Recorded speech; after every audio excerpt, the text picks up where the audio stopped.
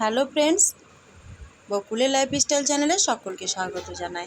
আজ হচ্ছে বুধবার সকাল থেকে ভিডিওটা শুরু করলাম। তো আজকে দেখুন মা সকাল সকাল পুজোটা শুরু করে দিয়েছে। তো আমিও তাড়াতাড়ি করে রান্না করব। বিশাল একটা দুঃসংবাদ পেলাম, খুব খারাপ দুঃসংবাদ। যেহেতু আমি ভিডিওটা বুধবার দিন আজকে করছি এটা, আর তার আগে ভিডিও আমার করা আছে। বাপের বাড়ি গিয়েছিলাম, আমার মামা বাড়িও গিয়েছিলাম। হঠাৎ করে আমার মামা মারা গেছে স্ট্রোক করে। মাত্র 58 বছর বয়স, এখনও পর্যন্ত 60ও বেরোয়নি। এভাবে একটার পর একটা দুঃসংবাদ আসছে। এই কি 4 মাস আগে বাবা মারা গেল, তারপর আবার এই 4 মাস পরে আমার মামা মারা গেল। তো মামিমা কান্নাকাটি করছে, ওদের কোনো বাচ্চা কাচ্চা সন্তানও নেই। খুব খারাপ লাগলো। তো ভাবলাম যে একবার মামিমার সঙ্গে দেখা করে আসি। মানুষের বিপদে তো যাওয়া দরকার, না গেলে হয়তো কিছুটা পূরণ করতে পারবো না, কিন্তু গিয়েও তো একটু সান্ত্বনা দিতে পারবো।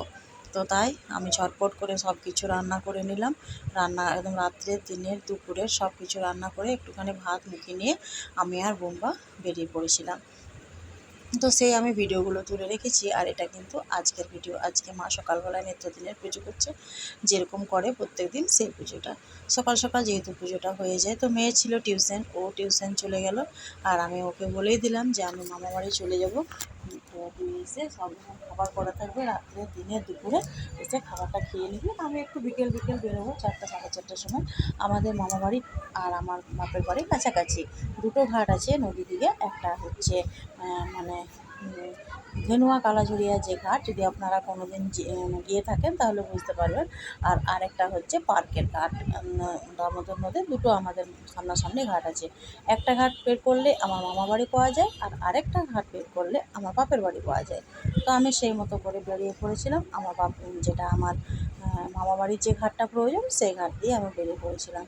আর রুটিগুলোকেও করে দিয়ে গেলাম, যদিও যা আছে শাশুড়ি আছে, কিন্তু মনে হলো যেন করে দিয়েই যায়, ওদের আর ঝামেলা কেন, তিনজনে ওরা বাড়িতে রয়েছে।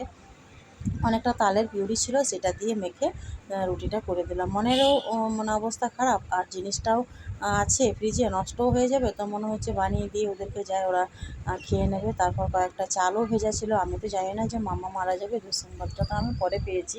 চালটাকেও ভিজিয়ে রেখেছিলাম। সেই চালটা দিয়ে কয়েকটা তালের সরু চাকরিও বানিয়ে দিয়ে একদম সব খাবার বানিয়ে দিয়ে চলে গেলাম। রাত্রের জন্য পনিরের সবজি একটুখানি, আর এই বেলা করেছিলাম ডিম কষা, ডাল, ভাত, তার সঙ্গে ছিল কাঁচকলা, বেগুন, আলুর সবজি। তো রান্নাটা মোটামুটি কমপ্লিট এই কারণে করে দিলাম যে একসঙ্গে সব রান্নাগুলো করে আমি একটুখানি রেডি হতে পারবো। সব কিছু যেগুলো আমার দরকার ভবিষ্যৎ জিনিস, সেটাও জোগাড় করতে পারবো। আর যখন 9:30 শুনলাম তখন আমি যাইনি। মোটামুটি রান্নাবান্না করে যখন দেখলাম যে যাবোই, তো খাবারটা করে দিয়ে যায়। 9:30টার সময় শুনলাম। তো তারপর আমার তো অর্ধেক রান্না তখন হয়ে গেছিলো, নইলে আমি এত সকাল করতামও না। তারপরে পনিরটা করলাম, যে রাত্রের জন্য পনিরটা করে দিয়ে যাই, তাহলে মেয়েদেরও কষ্ট হবে না। ওরা যেহেতু একটুখানি ভালো মন্দ খেতে পছন্দ করে, নিরামিষভোজী, তো আমার মনে হয় যে একটুখানি ভালো মন্দটা করে দিয়েই যায়। তা এর মনটাও ঠিক নেই, এভাবে মামা চলে গেল আমাদের ছেড়ে। তারপর ওদেরকে খাবারটাকে দিয়ে দিলাম। যে খাবারটাকে দেওয়ার পর আর আমি তাড়াতাড়ি করে রেডি হয়ে নেবো এবার। তো আর আজ কিছু কাজ নেই, সব কিছু করে দিয়েছি একদম। ধোয়া মোছা পরিষ্কার পরিচ্ছন্ন, শুধু খেয়ে রেডি হলে আর বেরিয়ে পড়বো। আর রেডি হওয়ার কি, একটা মৃত্যু সংবাদে যাচ্ছি। মৃত্যু সংবাদে যাওয়া মানে তো আর কোনো সাজগোজও নেই, পোশাকও নেই। যেটা আমার প্রয়োজন, যেটা যেমন আমাদের ভবিষ্যতে অনেক কিছু লাগে, সেগুলো কর্তামশাই বাজার থেকে এনে দেবে, তারপর যাব। এই যে মোটামুটি আমরা এসেছি, আর মেঘটা এসেছে কালো করে। তা আমরা পুরো ভিজে গেছিলাম। এখান দিয়ে সাইকেল দিয়ে কত কষ্ট করে জীবিকা নির্বাহ করে মানুষ। এই যে বালি বয়ে বয়ে এগুলো ওরা বিক্রি করবে, তারপর টাকা পাবে। তো এই যে বুম্বাকে নিয়ে যাচ্ছি একা, ভাগ্যিস ছেলেটাকে সঙ্গে এনেছিলাম, নইলে বিপদ হয়ে যেত। আমি তো জানি না এই রাস্তাটা এখন যেহেতু ব্রিজটা নেই, ব্রিজটা থাকলে ধেনুয়া ঘাটের মধ্যেই কিন্তু নৌকা দাঁড়ায়। এটা আবার এতটা রাস্তা হাঁটতে হচ্ছে, নদীর আর দেখা পাচ্ছি না। আর মনে হচ্ছে মেঘটা থেকে বৃষ্টিটা এখনই নামবে। ছাতাও আনিনি সঙ্গে। তো বৃষ্টি কিন্তু নেমে গিয়েছিলো, আর তখন বৃষ্টির সময় আমি ফোনটা ধরতে পারিনি। তো এত বৃষ্টি হয়েছিল, আমরা ভিজতে একটুখানি কোনোখানটাও বাকি ছিল না। ঠিক যেন আমরা স্নান করে এলাম পুকুর থেকে, সেরকম। এই মেঘে নদীর ধারে কি বৃষ্টি না হয়? আমাদেরও ভুল। অবশ্য ছাতা আটকেতে না, তবু আমার এক বন্ধুর সঙ্গে দেখা, ও একটা ছাতা দিয়েছিল। আর এখানে মামা বাড়িতে একটা গায়ে বাচ্চা দিয়েছে, তো মা বসেছে গায়ে দিতে। মামা বললো যে দিদি তুই একটু চেষ্টা করে দেখ, দুধ দেয়। তো মা সেই মতো চেষ্টা করছে। আর যেহেতু অনেক দিন গায়ে বাছুরের ভিডিও করা হয় না, এগুলো দেখতে খুব ভালো লাগে। আর মামা বাড়িটাও কিন্তু পরিবেশটা চেঞ্জ হয়ে গেছে। আগে আসতাম প্রায় মাটির ঘর ছিল আর মাটির রাস্তাও ছিল, এখন কিন্তু ঢালাই রোড, চারিদিকে ড্রেন কল সব কিছু হয়ে গেছে। তো তারপর আমরা মামা বাড়ি থেকে আমার বাপের বাড়িতে আসছি। বাপের বাড়ি এসে খাওয়া দাওয়া করে তারপর বেরোবো। তো মোটামুটি বাপের বাড়ি চলে এলাম 10টার মধ্যে, কেন ওদের মরা ঘর, ওদের বাড়িতে তো এখন রান্নাবান্না কিছু হবে না। তো আমরা টোটো করে নিয়েছিলাম মামা বাড়ি থেকে। তারপর বাপের বাড়ি চলে এলাম। তো বাপের বাড়ি মোটামুটি ভাত খেয়ে আবারও বেরিয়ে পড়েছি। এই যে আমাদের সেই চেনা রাস্তাটা, আপনাদের সঙ্গে তো আমি ব্লগে দেখিয়েছি। সেই চেনা রাস্তা, সেই রাস্তাঘাট, সেই নদী-নালা সব কিছু পেরিয়ে এবার দেখুন আমি আমাদের নৌকো ঘাটে পৌঁছে যাব, আমাদের পার্কের ঘাটে। এই ঘাটটাতে কিন্তু অতটা অসুবিধা নেই, উঠেই কিন্তু নদীর এদিকে অনেকগুলো টোটো দাঁড়িয়ে থাকে। আমরা টোটোর মধ্যে উঠে পড়বো।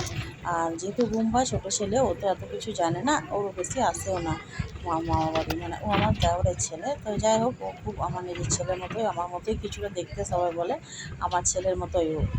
তো দেখুন কত কাশফুল হয়েছে, এগুলো যদি আমার মেয়ে দেখে তো বলবো মা এখানে নেমে পড়ি, ভিডিও করবো, মানে ফটো তুলবো, ভিডিও করবো। ওটা বাচ্চাদের যেগুলো শখ আর কি। তো যাই হোক, মামা চলে গেল। একরাশ অভিমান, মান, কান্নাকাটি নিয়ে আর বাড়ি ফিরছি। মামাকে আর কোনো দিন দেখতে পাবো না, একে একে সব মানুষগুলো হারিয়ে যাচ্ছে। আর কি বলবো, মানে এই এই দুঃখ, এই বেদনা আর যারা হারিয়েছে তারাই জানে। বাবাকেও অমনি করে হারালাম, মামাকেও হারালাম, সব মামাগুলো একে একে শেষ হয়ে যাচ্ছে। অনেকগুলো আমার মামা ছিল, কিন্তু কেউ আর সাথ বেরোলো না। ওদের কী জানি কোনো অভিশাপ না কি, সেটাও বুঝতে পারি না। সব মামা কিন্তু একে একে করে মারা গেল। আর বাপের বাড়ি থেকে চলে যাচ্ছি খাওয়া দাওয়া করে, ভাই ছাড়লো না, ওই রাতে আমরা বাড়ি চলে যেতাম। ভাই ছাড়লো না, বললো দিদি খাবার খেয়ে নে। তো কথাটা কাটতে পারলাম না, সেই জন্য আমরা বিকেল বেরিয়ে পড়েছি। আজকেও কিন্তু মেঘ আছে, তো আর ভিজবো না, আর তো অতটা হাঁটা নেই। আর দেখুন নদীতে কতটা জল আছে, এটা কিন্তু নদীর সামনেটা, এত দূর অবধি জল চলে এসেছে। আর নৌকাতে প্রচুর জল, নদী মানে নৌকা করে যাচ্ছি, ব্রিজ নেই। দেখুন জলের রাশিটা কীরকম, গভীরতাটা দেখুন একবার। ভয়ও করে, এখন তো আর বেশি নদী দিয়ে আসা যাওয়া হয় না, যেহেতু ব্রিজটা থাকে তো ভয়ও করে। আর ওকে বললাম তুই ওখানে বসে পড়, দাঁড়িয়ে দাঁড়িয়ে যেতে পারছি না, আমি দাঁড়িয়ে দাঁড়িয়ে যাচ্ছি। যেহেতু আমাদের ছোটো থেকে অভ্যাস ছিল নদী পার হয়ে তো আমাদের সব কিছু।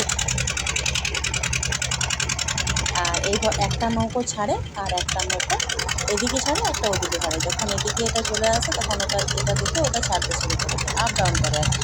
তার ফলে মানুষের যাতায়াতের সুবিধা হয়। এই যে ছবি দিয়েছে আরেকটা নৌকো। আজকে ভিডিও পর্যন্ত।